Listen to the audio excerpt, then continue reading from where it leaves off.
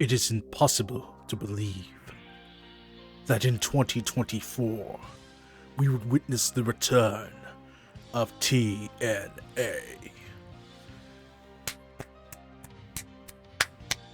So, after God knows how many years, so many network spins, so many reboots, so much rebranding, and so much Hulk Hogan and Eric Bischoff wrecking momentum for the company and having to go back to near extinction levels, and then rising like a phoenix, TNA Wrestling, TNA Impact, total non-stop action had returned to the wrestling world after being Impact Wrestling, Global Force Wrestling merge, complicated wrestling politics are about as crazy as comic book rebrandings. And the first main event of TNA Impact is Josh Alexander, the Walking Weapon, and Will Ospreay, AEW New Japan Pro Wrestling talent. And by God, this is their second encounter, and will probably be the last for a long while. Will Ospreay got to have his dream. Like, Will Ospreay has had a pretty phenomenal last year, and the fact that he somehow did not get selected for PWI Wrestler of the Year is kind of disheartening to hear. The voting was swing that way, but we have the system. I mean, like, I could go ahead and rant for months on end about how it's rigged and then do something stupid and then do massive amounts of stupid things and grift the audience into doing something stupid and then making me question my sanity and make me say, what the F is going on in the world? But yeah, Will Ospreay had a hell of a 2023. He had what I arguably will call the current match of the decade for the 2020s, Kenny Omega, Will Ospreay at round 2. He was shooting out on all sides here, stealing the show, fighting, doing high quality matches. He was at the best he's been in years. Had a match at All In against Chris Jericho and beat the hell out of him. He's part of the Don Callis family, even if you've forgotten about that, which I understand if you did. He was the reigning United Kingdom and United States champion, and then he lost it to the Global Championship. I'll probably cover that down the road after hijinks. And now, as his commitments with Japan start to come to an end, as New Japan and all of Japanese pro wrestling is starting to struggle, unfortunately, there's word that they might even tear down the Tokyo Dome by 2030, and that's going to be a sad sight to see. Yeah. And you have the Walking Weapon, Josh Alexander, being the heart of Impact Wrestling for a period of time, and then he got injured, which sucked, as he was the world champion at the time. Then he was the world, and then he came back, had a match, awesome, then fought Will Ospreay. Will Ospreay kicked his ass, and then Will Ospreay went All Elite, got a high paying figure, and the Bruv has went ahead and fulfilled his commitments and even wanted to at least have one chance to wrestle in TNA world, not Impact Wrestling world, because since he said that he wanted to do this since for a long time, to wrestle in an official TNA ring. And TNA came back.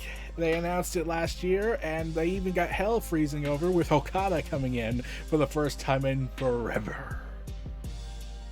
Especially since Okada's handling an Impact those dark days somehow led to them being ostracized by New Japan so much that they dropped their deal with Access TV. Yeah, this is how bad it was. That's how bad New Japan hated TNA for their handling of Okada back in the day. I gotta even update the video overlay here just to justify calling it that and whatnot. But yeah, it's been crazy to see wrestling getting this hot again. Here in America especially. I don't know how the rest of the world besides Japan's doing in wrestling terms. Mexico, I think they're totally fine. But this match, this is a match I was actually very curious to see. And especially given that he's part of AEW now, it's like, man, and here's the thing, I brought this up. He was part of the Don Callis family, and Don Callis has not been with him for months.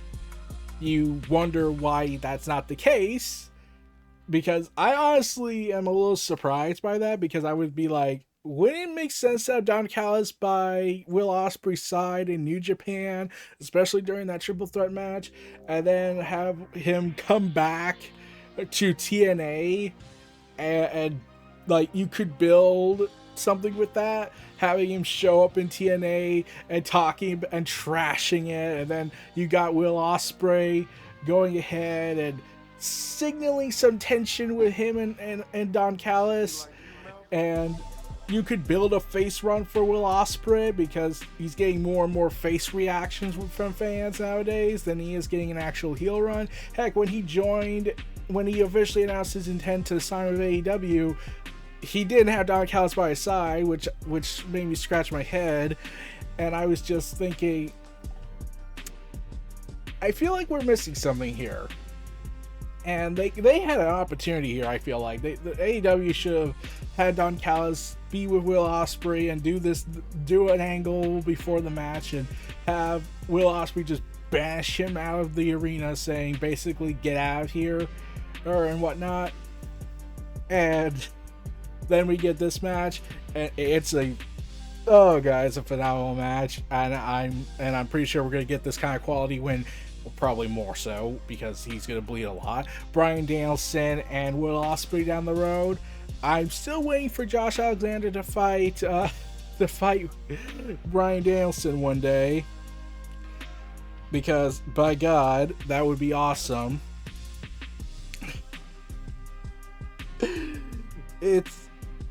It's just awesome to see where he's at this point in the career of these two. And I still recall that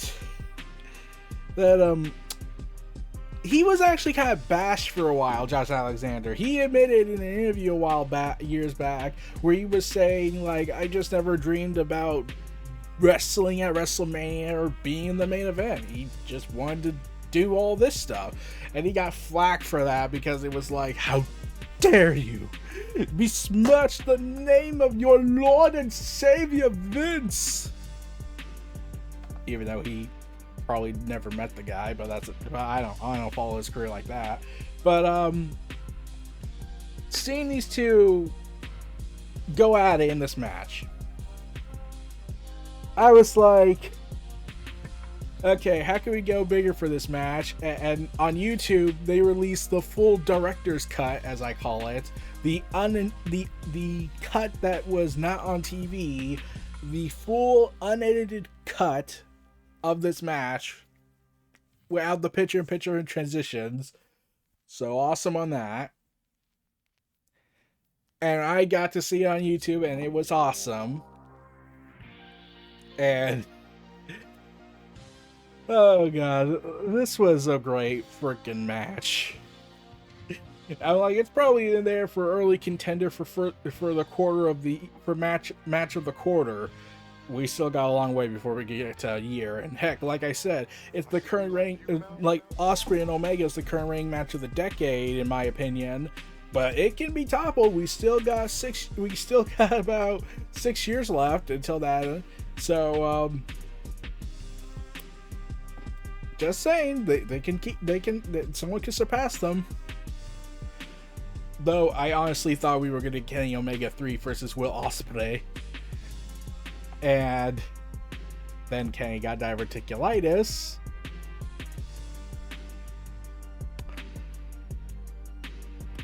Yeah. And I'm expecting Kenny Omega to eventually come out and say he'll be back within 2 months because he's insane and his doctor is grossly underpaid, and he should start demanding more. Oh, and if you haven't noticed, I finally got myself a haircut and got rid of that big beard. Oh god, I was so disheveled. Turned out I had all this hair for about a year, 11 months to be exact. But finally, seeing this match again, like watching it, like I knew they were going to go bigger. I knew they were going to go for a New Japan style by including the table, because for some reason all the big time matches I've watched involving New Japan, when it's a straight up normal match, it somehow always includes a table. Mostly the Omega ones. I think that might be a sign there. So they said, okay, we gotta bring a table in this because, my god, we demand tables, even though there is no disqualification. And I love how the ref is acknowledging, like, I could disqualify them. I could, because the table is a weapon. And then the commentators mention, yeah, he can, but he's allowing it. It's going to go at the ref's discretion, and TNA management is backing it. So props to that. Props to acknowledging the consistency, the lack of consistency in Japan's wrestling scene, mostly New Japan. I have not watched the other promotions. And for some reason, even though I knew he was going to lose, I kept thinking for some reason Will Ospreay was going to win. And I was like, where did that even come from? But Josh Alexander got the victory. Rejoice, he got his payback. And you should definitely check this match on YouTube. And then Scott D'Amore comes out and gives a passionate freaking speech talking about ECW OG days. ECW for life. And all that, and talking about what kept TNA alive, what kept Impact Wrestling alive, and the crowds, the fans, the wrestlers, the TNA kids who grew up wanting to be in TNA, and the very fact that I can say that makes me realize my own mortality, and I'm going to have an existential crisis after this video, no doubt.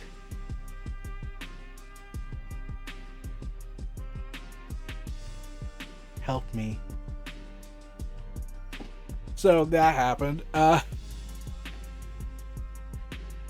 then seeing these guys, and then he just takes the microphone and throws it into the air. And I was like, man, I think Paul Heyman might say something, might want to challenge Scott D'Amore into a battle of rousing troop speech, because that's up there. And then we hear the theme song. It is my destiny, it is the truth I see. In this world I find a way to cross the line. I'll be doing what I'll be doing. Everybody's doing my thing. I'll be doing what I'll be doing. And I'm just like, we're back. We're back.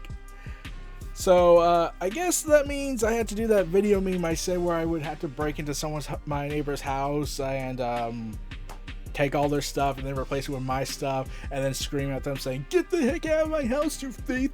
I'm calling the cops." I'm not actually gonna do that. That was a Mighty Keith skit that I just ran once, sir, because I thought, one, it's probably not gonna happen because they're not really crossing the line in terms of doing things that no one else does. Like, now everyone's doing everything except WWE, and being a totalitarian corporation, as far as I'm aware. So yeah, but they still have the best not wrestling division for women, even though they're going to lose Trinity, and they did lose Deonna Purrazzo. Well, that sucked. But now they're also calling their shit pay-per-views premium live events. That led to a bunch of people saying that this is going to be a partnership deal going on between WWE and TNA, and I'm just like, probably not, because that is just crazy to think about. That, and the fact that we still never got any welcome payback stuff from WWE's side after they loaned Mickie James and the Knockouts title.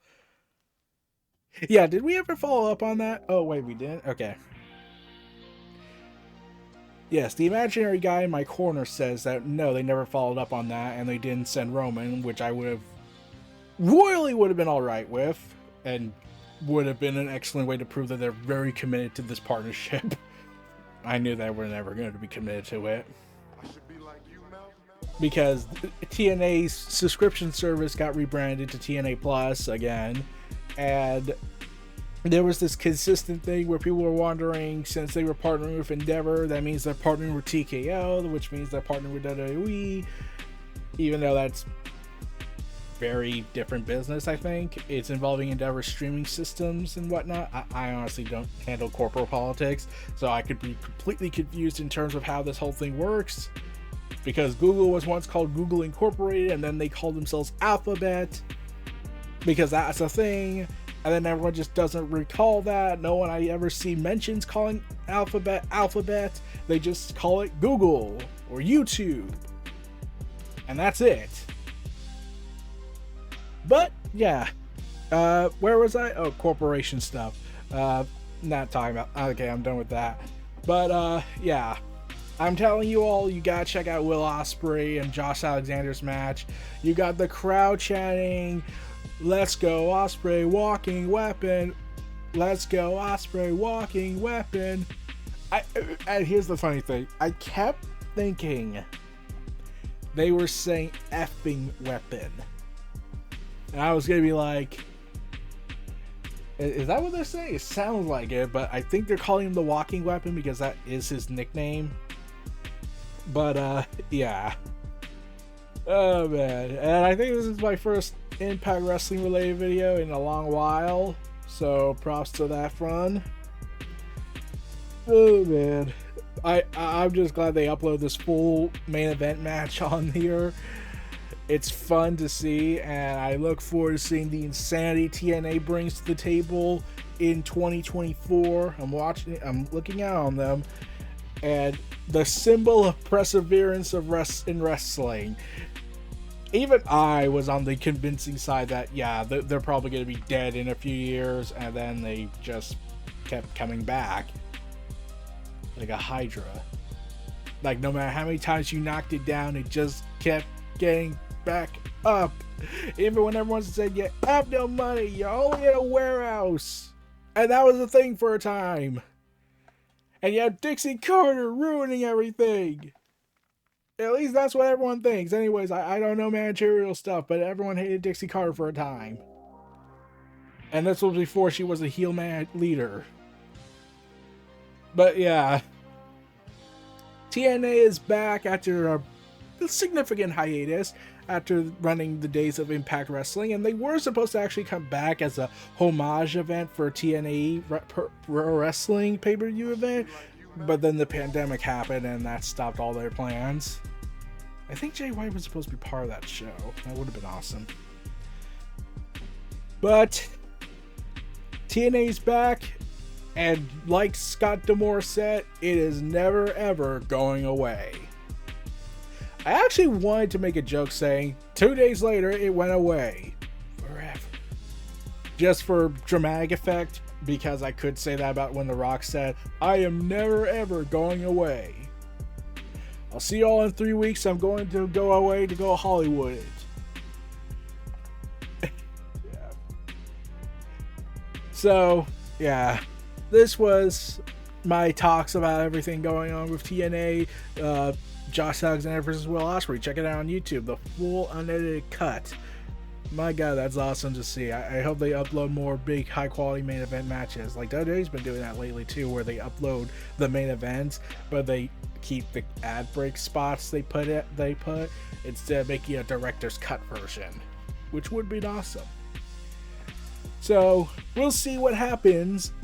And I'm even wondering why AEW hasn't done this yet. Like, they have the director's cut on Fight TV. Just put it on there. Just put occasional big matches on YouTube. But anyways, this was your host Eric Brown of NRE Neo Reality Entertainment. NRE The WrestleVerse. Feel free to like, comment, subscribe. Check out our content in the description below. Stay tuned for more. I'll see y'all again next time. And it's time to cross the line. Peace.